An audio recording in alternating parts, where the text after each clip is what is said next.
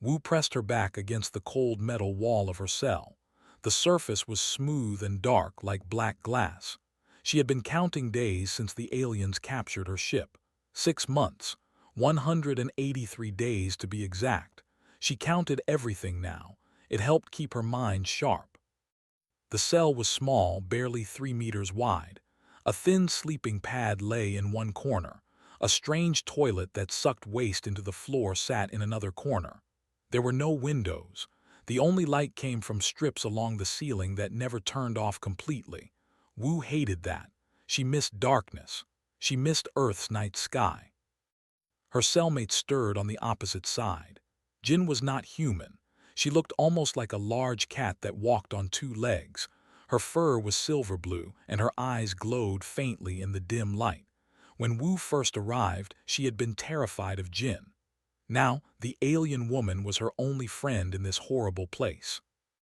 "You are thinking too much again," Jin said softly. Her voice had a musical quality, like humming and speaking at the same time. "I'm always thinking," Wu replied. "It's what humans do best." Jin made a sound like a laugh. "Your species is strange, so soft and small, yet you never stop planning. The guards say humans are weak, but I have watched you. You are not weak. You are patient." Wu smiled slightly. Before the aliens took her, she had been a doctor, a trauma surgeon in a colony hospital. She had spent years learning about the human body, about how it could survive terrible injuries if treated correctly. She had steady hands and a calm mind. Those skills kept her alive now. The door to their cell suddenly opened with a hiss. 2 guards stood outside. They were the species that controlled this prison. They looked like humans might if humans had gray skin, no hair, and eyes that were completely black. They were taller than Wu, with longer arms and sharper fingers. "Human, come," one guard said in the common galactic language. Wu had learned it quickly. She was good with languages. She stood up slowly. The guards always watched her carefully, as if she might explode at any moment. She found that funny. She was barely 160 centimeters tall and weighed maybe 50 kilograms. These guards could probably break her in half if they wanted to. But Wu knew something they did not. Humans were survivors. Earth had taught her species to adapt, to endure, to outlast anything. Ice ages, diseases, predators, disasters. Humanity had survived them all. They led her down the long corridor. Other prisoners watched from their cells. She saw dozens of different alien species. Some had scales, others had extra arms, some glowed in the dark. All of them looked tired. The prison drained hope from everyone. The interrogation room was the same as always. A metal chair sat in the center under a bright light. Instruments hung on the walls. Wu had learned most were for torture, though they preferred to call it enhanced questioning. Warden stood waiting. He was older than the other, with scars across his face. He smiled when he saw Wu. It was not a kind smile.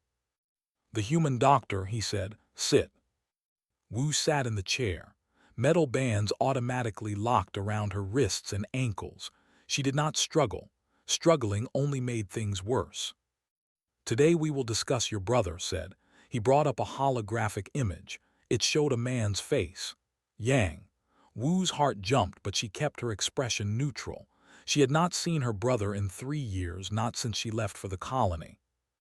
"We know he leads a resistance group. We know he attacks supply lines. Tell us where he hides." "I don't know," Wu said. It was the truth. She had no idea where Yang was, but even if she knew, she would never tell. Pressed a button. Pain shot through Wu's body like fire in her veins. She gritted her teeth and wrote it out. The pain stopped after 10 seconds. She had learned to count during the pain. It helped. "Your pain tolerance is remarkable," said, studying a screen. "Most species would be unconscious by now. Human physiology is interesting." He pressed the button again. Another wave of pain. Wu counted. 1, 2, 3, 4, 5. She focused on her breathing. In through the nose, out through the mouth. Her heart rate stayed steady. The medical training helped. She understood what the pain device was doing to her nervous system. Understanding made it easier to handle. When it stopped, looked frustrated.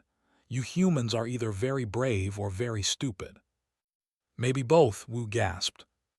He hit her then, a quick strike across her face. Wu tasted blood, but she also noticed something important. His hand was hurt. That had delicate bones. He had probably fractured something hitting her skull. Human skulls were thick, designed to protect the brain. They did not know this. Information. That was another thing Wu collected.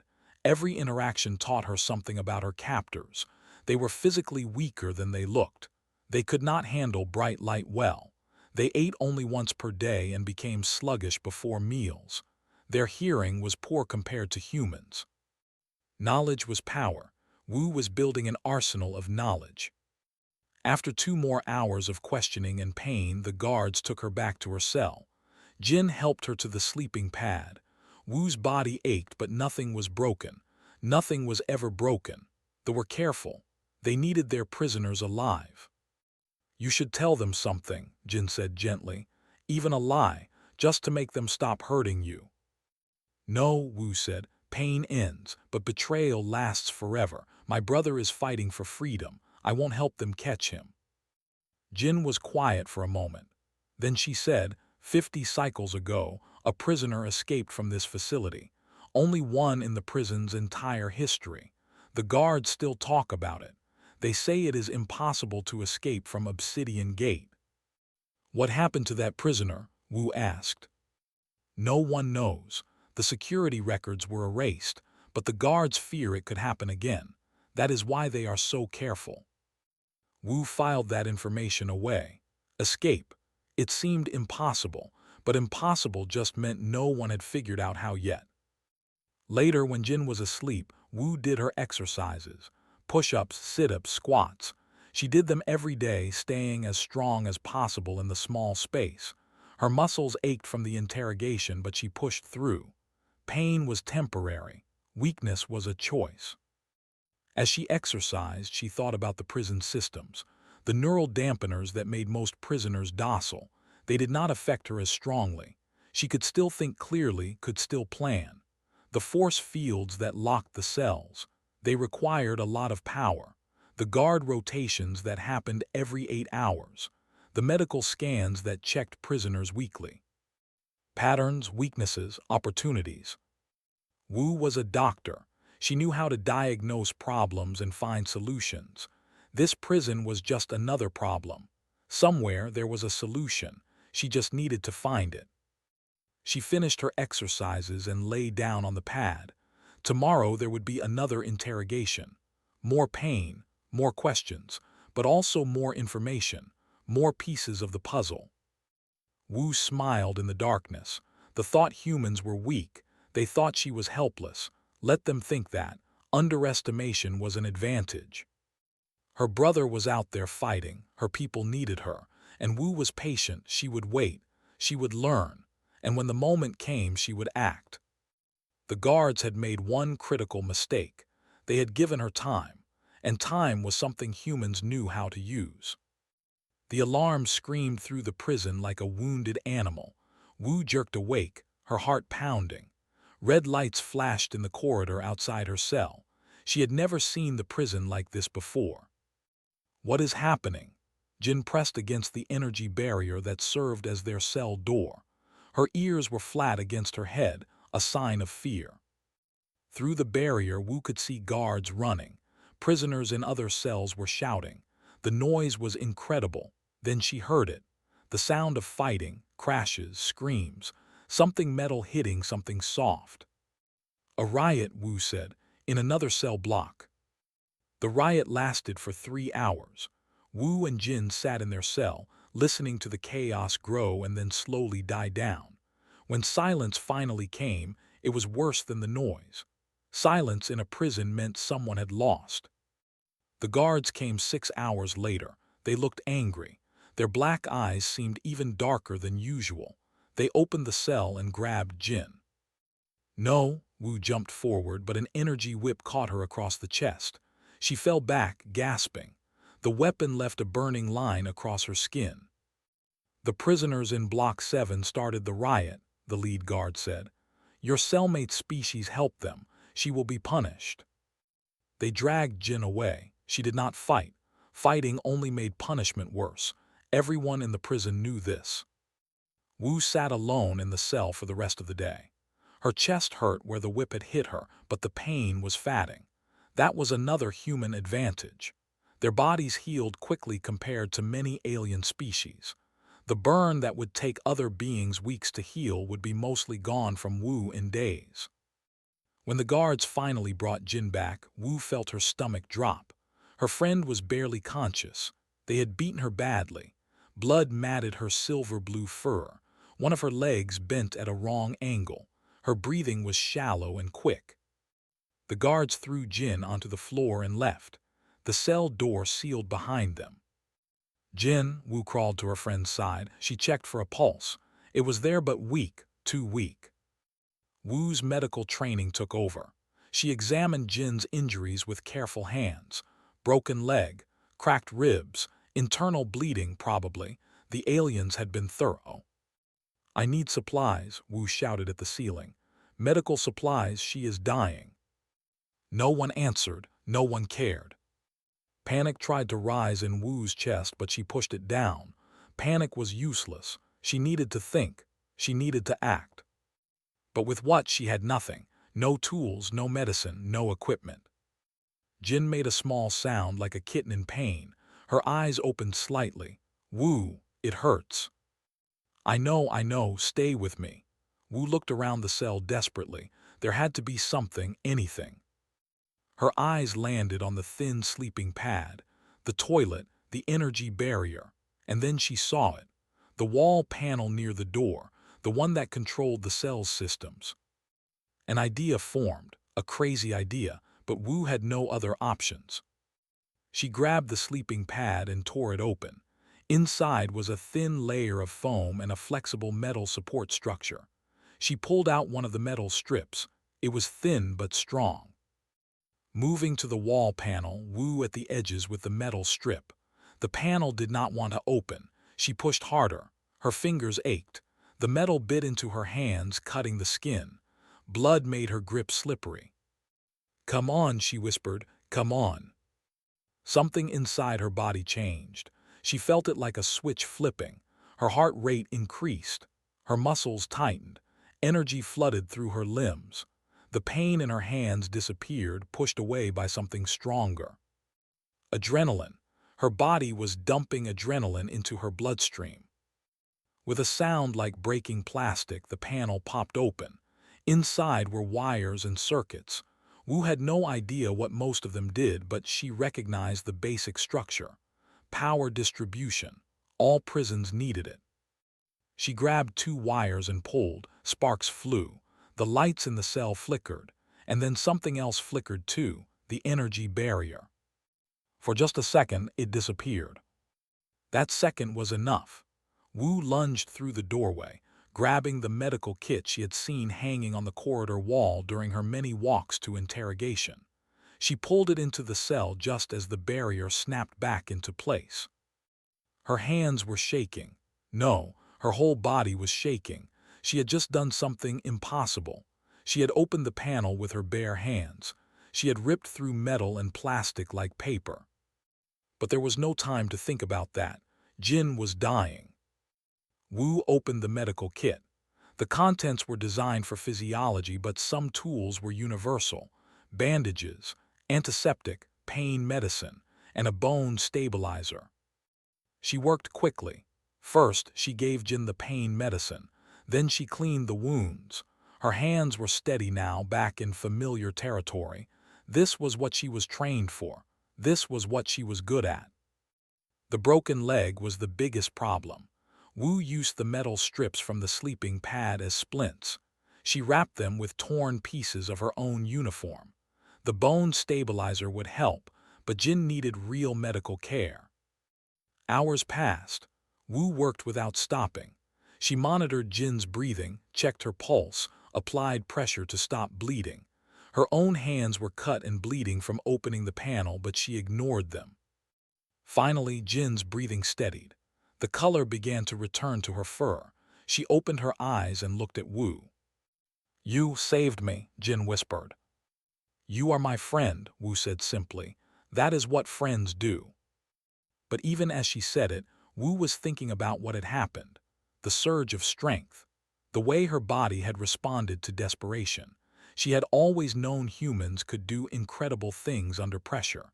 She had read about mothers lifting cars off their children, soldiers fighting with fatal wounds, survivors lasting days without food or water. Hysterical strength, they called it, the body's emergency system, a last defense when nothing else would work. They did not know about this. They had been studying humans, yes, but they studied them when the humans were calm, controlled. They had never seen what a human could do when someone they loved was dying. Over the next few days, strange things began to happen. Guards would walk past Wu's cell and pause. They would stare at her with those black eyes. They whispered to each other in their own language. On the fourth day after the riot, a new person arrived at the cell. He was not a guard. His uniform was different, marked with symbols that indicated high rank. His bearing was military. "I am Commander L," he said through the energy barrier. "I have been studying the security recordings from your cell. You opened the wall panel with your bare hands. The panel is made of reinforced titanium composite. You should not have been able to do that." Wu said nothing. Saying nothing was always safer. "We have been testing human prisoners," L continued. "We thought we understood your species, but perhaps we were wrong. Perhaps you are more dangerous than we believed." He turned and left, but Wu saw the look in his eyes. It was not anger, it was fear. Good, she thought, let them be afraid. That night Wu heard something strange. A voice in the ventilation shaft above her cell. It was speaking Korean, her language. "Can you hear me?" the voice whispered. Wu's heart jumped. "Yes," she whispered back. "My name is Dong Min. I am human. I am in cell block 4. There are others. We heard what you did. We need to talk." Wu smiled in the darkness. She was not alone. There were other humans here. And if what she had done with the wall panel was possible, what else might be possible? "Tell me everything," she whispered to the vent. And Dong Min did. He told her about the prison's layout, about the other human prisoners, about the guard schedules and weak points, about the hangar where ships were kept. For the first time since her capture, Wu felt hope, real hope. They had made a mistake. They had put all the humans in one prison, and humans, when they worked together, were capable of anything. For 2 weeks, Wu talked to the other humans through the ventilation system.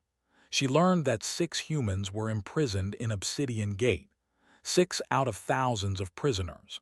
But those 6 were about to become the most important beings in the galaxy. Dong Min was a soldier. Before his capture, he had fought against expansion for 5 years. He knew tactics and weapons. He knew how to fight. Jin was an engineer. She had been captured when they raided a human colony ship. She understood machines and systems. She knew how things worked. Bora was an archaeologist. She had been studying ancient ruins when troops found her. She knew history and languages. She knew how to find information. Wu was only 16. He had been a student studying computer programming. They had taken him from a school ship. He knew how to hack systems. He knew how to make technology do things it was not supposed to do. Wu Jin was a pilot. He had flown cargo ships between human colonies. They had captured him during a supply run. He knew spacecraft and navigation. He knew how to fly anything with engines. And Wu was a doctor. She knew the body and how to heal it. But more importantly, she now knew what humans were capable of when pushed to their limits. "We need a plan," Dong Min's voice came through the vent one night.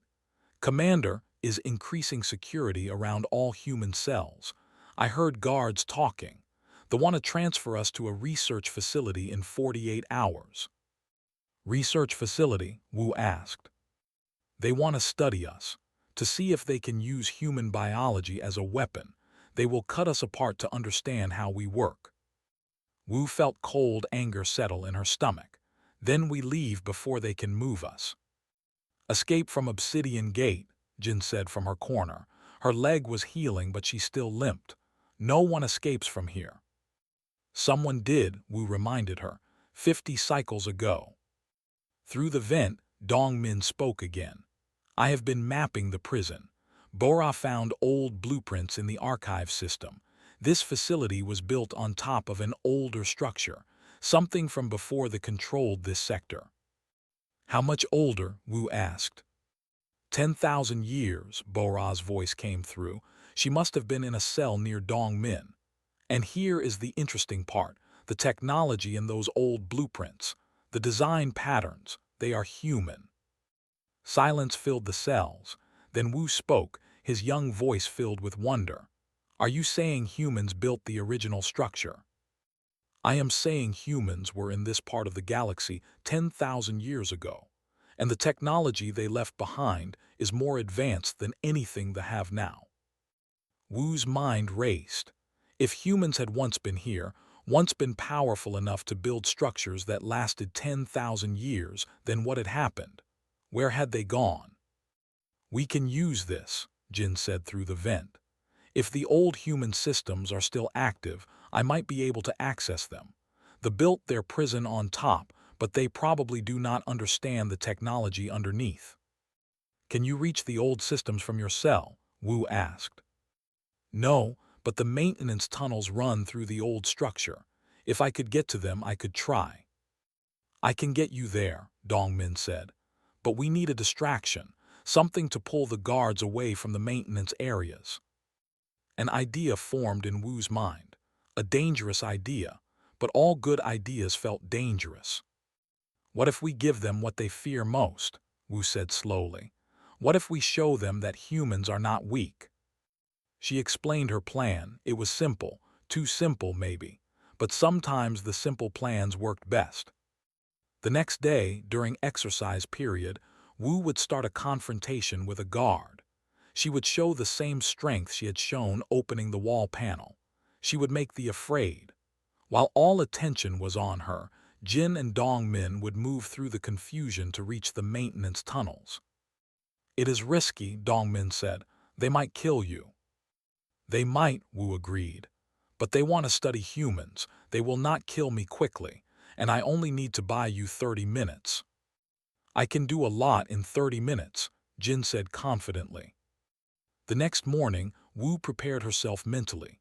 She thought about Earth, about her brother Yang fighting somewhere in the galaxy, about her parents who had died when they attacked their colony, about every human who had ever suffered under alien oppression. She thought about rage, about justice, about freedom. When the guards came to take her to exercise period, she was ready. The exercise yard was a large open space with high walls. 20 prisoners were allowed out at a time. Wu walked slowly, keeping her eyes down. Submissive, weak. That was what the guards expected. She waited until she was in the center of the yard. Then she stopped walking. Move, human, a guard said. Wu turned to face him. She looked him directly in his black eyes. No. The guard seemed confused. Prisoners did not say no. Move or I will make you move. Try it, Wu said. The guard raised his energy whip. Wu did not flinch. The whip came down. She caught it with her hand. The energy burned her palm, but she held on. The guard tried to pull the whip back. Wu pulled harder. The guard stumbled forward. Then Wu moved. She had spent 2 weeks remembering every combat technique her brother had taught her as a child, every self-defense class she had taken in medical school, every piece of information Dongmin had shared about physiology. She struck the guard's throat. The vocal cords were in the same place as humans, but more delicate. The guard fell, choking. Alarms blared. More guards rushed into the yard. Wu did not run. She stood in the center, waiting. The first guard to reach her swung a weapon. Wu ducked and swept his legs. The guard crashed to the ground. His armor was strong, but his joints were weak. Just like humans, they had vulnerable knees and elbows. Another guard came. Wu used his momentum against him, throwing him into a third guard. They fell together in a tangle of limbs. She was not trying to win. She was trying to create chaos, and it was working. Guards were shouting. Prisoners were watching in amazement. No one had ever fought back like this. A stun blast hit Wu in the side. She felt her muscles lock up, but she had trained for this too. She had asked Jin to describe what a stun blast felt like. She had prepared her mind. Wu fell to her knees but did not fall unconscious. She looked up at the guards surrounding her and smiled. Blood ran from her split lip. "Is that all you have?" she asked in the common language. They hit her with another stun blast, and another. Wu's vision blurred. Her body screamed at her to give up, to fall, to surrender. But humans did not surrender, not when it mattered. She counted to 30 in her head. 30 minutes. That was all Jin and Dongmin needed. When she reached 30, Wu finally let herself fall. She had done her part. She woke in a medical bay. Her body ached everywhere, but she was alive. And through the haze of pain, she heard something wonderful. The prison's lights were flickering. The energy barriers were unstable. And in the distance, alarms were ringing for a completely different reason. Jin had reached the old systems, and whatever she had done, it was working. A guard burst into the medical bay. "The mainframe is failing. Something is accessing the core systems." Wu closed her eyes and smiled. Phase 1 was complete. Now came the hard part. Through the vent in the medical bay, she heard Wu's excited voice. "Wu, Jin activated the old human network. I can access everything from here. The prison controls, the hangar doors, even the communication systems." "Can you send a message outside the prison?" Wu whispered. "Yes, where do you want me to send it?" Wu thought about her brother, about the resistance, about every human ship and colony in the galaxy.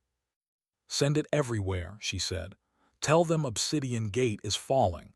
Tell them humans are taking it back. Tell them to be ready." "For what?" Wu asked. "For hope," Wu said. "Tell them hope is coming." In cells across the prison, humans heard the message. In maintenance tunnels, Jin worked to override security systems. In the hangar, Wu Jin prepared to steal a ship. And in the archives, Bora discovered the truth about humanity's forgotten past. The escape had begun, and nothing would ever be the same again. The prison alarms changed pitch. Instead of the steady wail of a security alert, they now screamed with urgency. A full lockdown, but the lockdown was too late. Wu limped out of the medical bay. The guard who was supposed to watch her lay unconscious on the floor. She had not meant to hit him so hard, but her body was still flooded with adrenaline from the fight in the exercise yard. Everything she did had too much force behind it. The corridor was chaos. Prisoners ran in every direction. Energy barriers flickered on and off. Lights strobed. Through the confusion, Wu saw what she needed to see: other humans. Dongmin appeared first.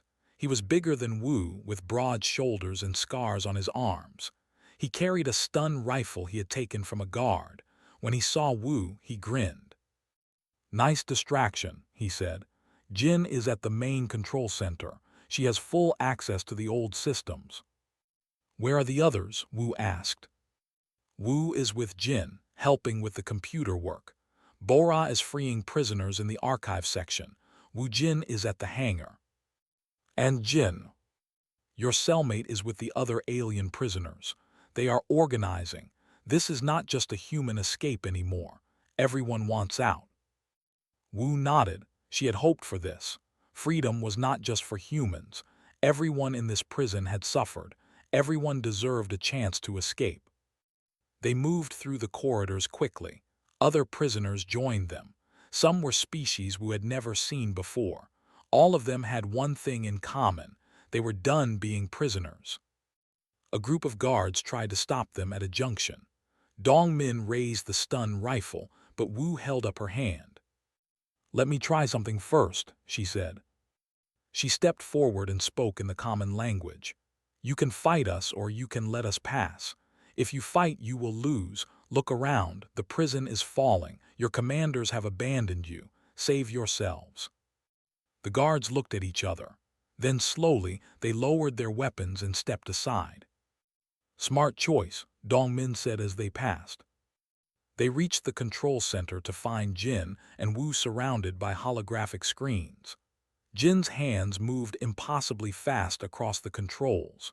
She had always been good with machines, but now she seemed to be one with the technology. I have access to everything, Jin said without looking up. Doors, shields, life support, communications.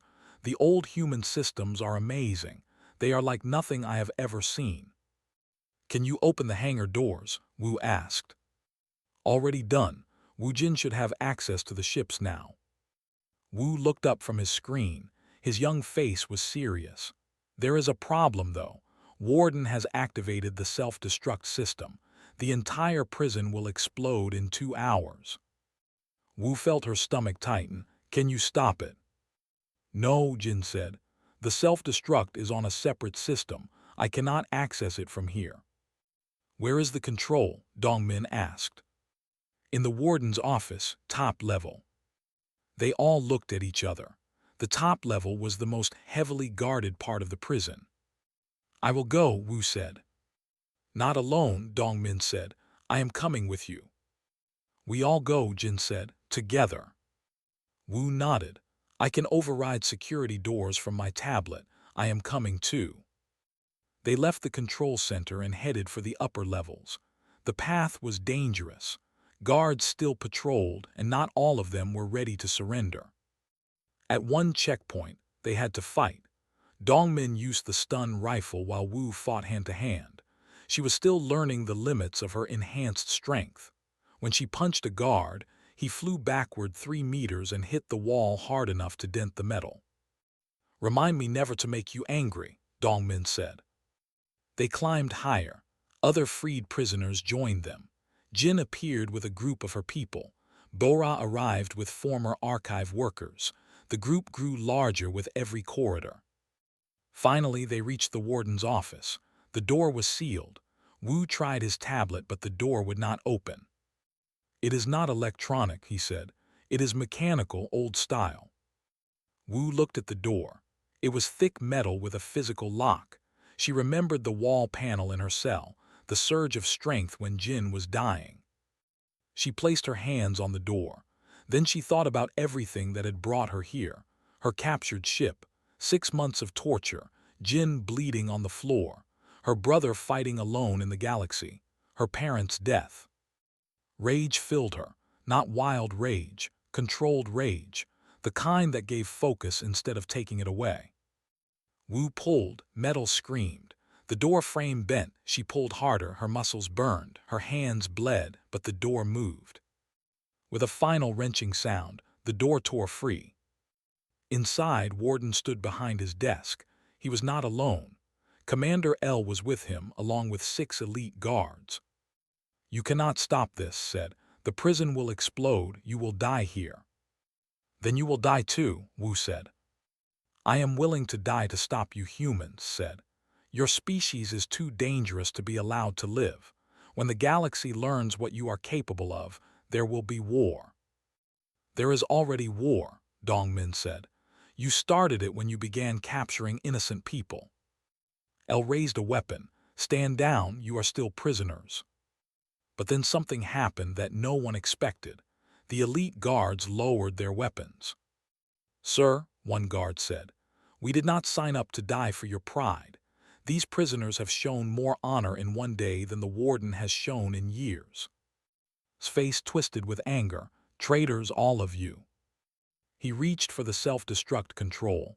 Wu moved faster. She crossed the room in 3 steps and grabbed his wrist. They struggled. Was stronger than he looked, but Wu had something he did not. Desperation. Purpose. The strength that came from fighting for others instead of just yourself. She twisted his arm. The warden cried out and dropped the control device. It skittered across the floor. Wu grabbed it and began working on it immediately. I can deactivate it, the young human said, but it will take time. How much time? Jin asked. 20 minutes, maybe less. The ships, Wu said. Everyone needs to get to the ships now. Dongmin spoke into a communicator they had taken from a guard. All prisoners move to the hangar. We are leaving. But Wu knew the truth.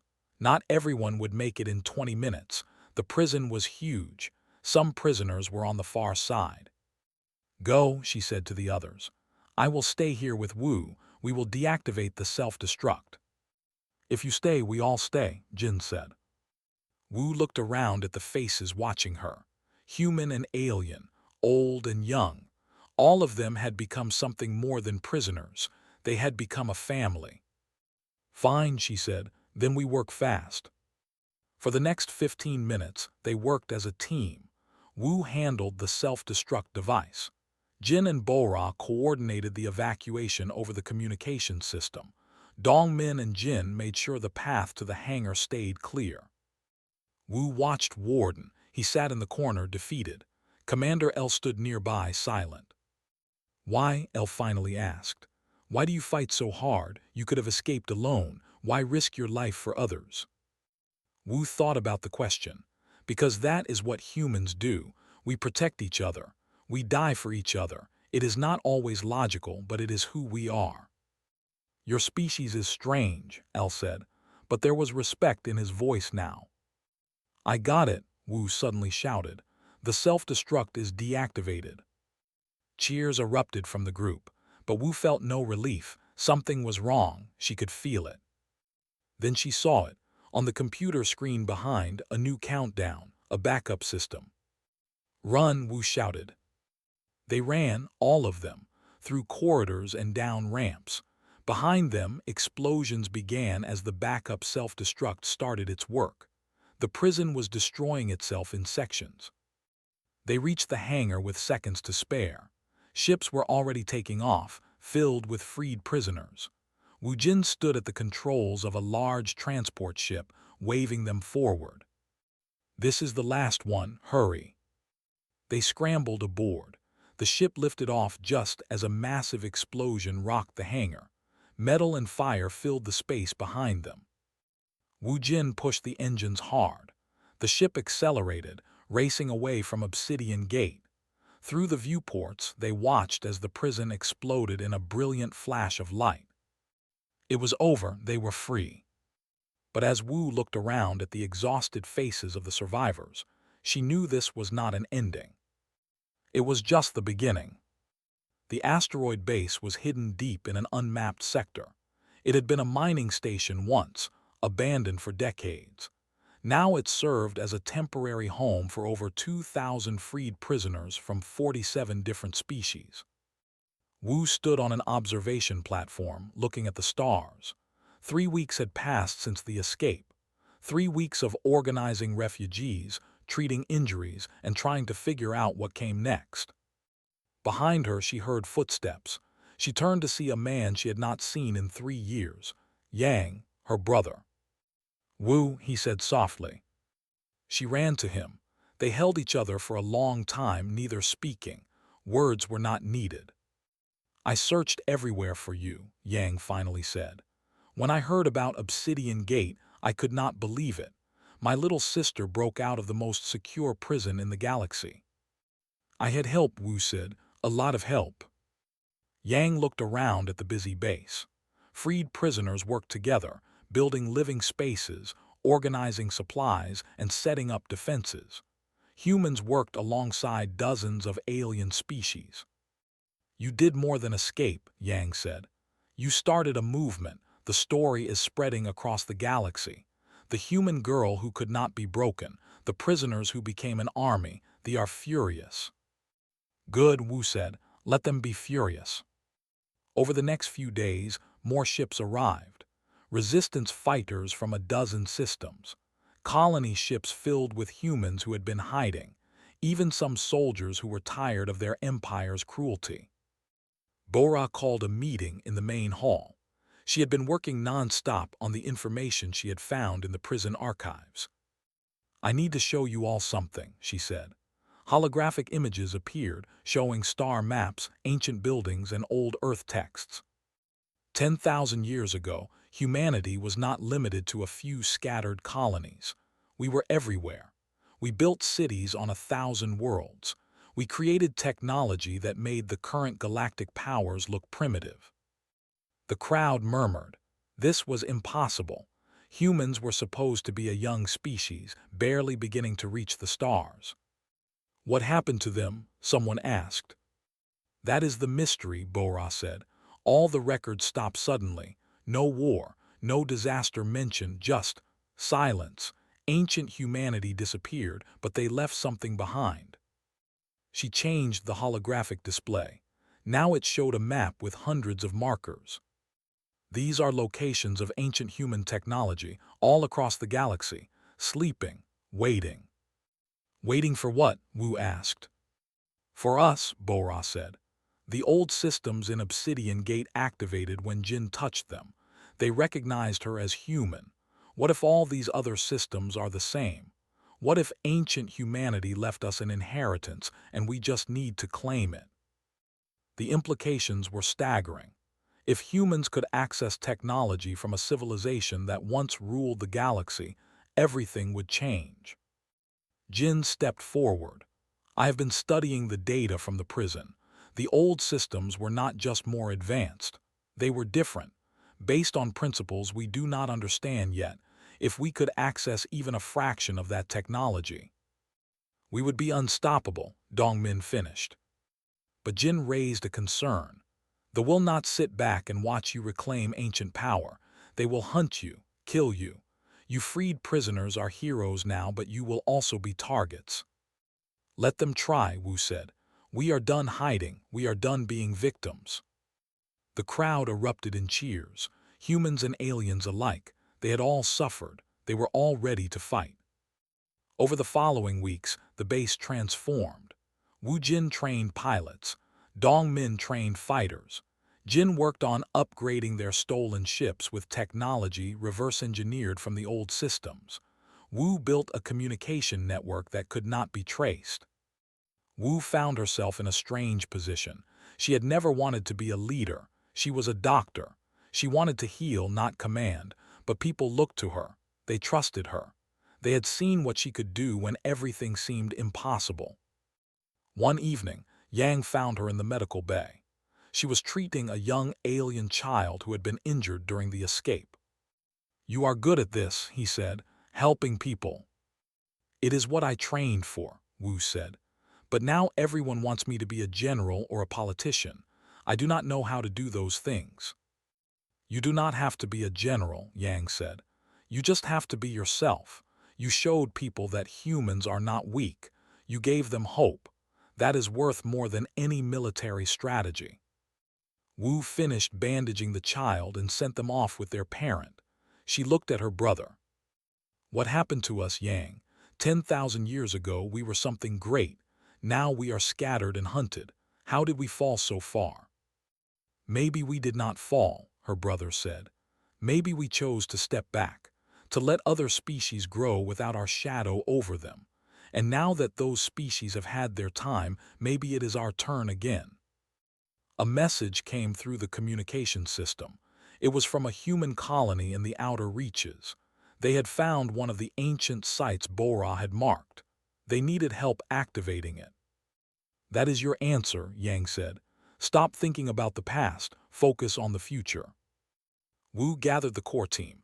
Jin, Dongmin, Bora, Wu, Wu Jin, and Jin. They had become more than friends.